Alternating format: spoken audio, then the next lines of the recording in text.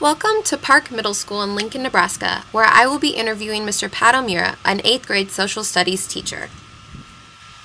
The community around Park is very ethnically diverse. As a result, the school puts an emphasis on student achievement, multiculturalism, multiple intelligences, inclusion, character building, and academic skills. These elements are very obvious in the way that the school is set up and decorated. The murals and words painted on the walls depict important character skills. The school shows pride in the students and their work, including their efforts in extracurriculars and service activities. These are character traits, and this is a poster of Backpack Extra Mile.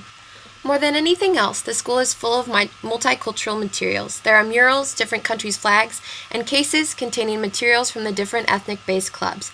There is obviously an emphasis on multicultural knowledge as well as pride in the many ethnicities that are represented. Now, let's meet Mr. O'Meara and learn about his ideology in the classroom. Make very clear expectations is really important.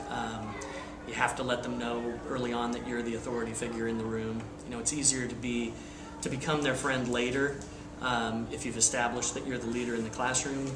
It's impossible to do it the other way around. If you start out trying to be their friend and then try to assert leadership, you'll struggle all the time. You can't treat everybody the same.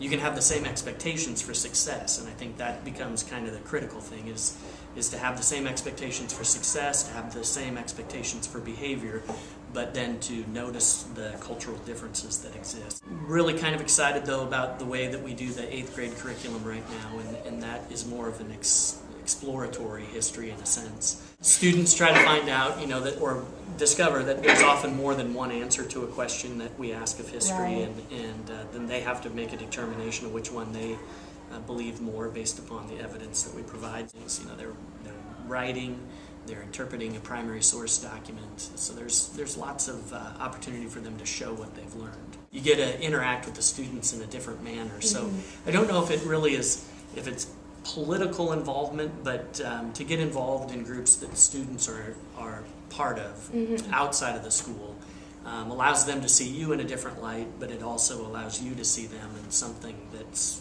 non-academic, and to let them see that you value them as a person and not just as a student that's getting a grade in class. I think the rewards are often intrinsic rewards. Which I don't think is bad.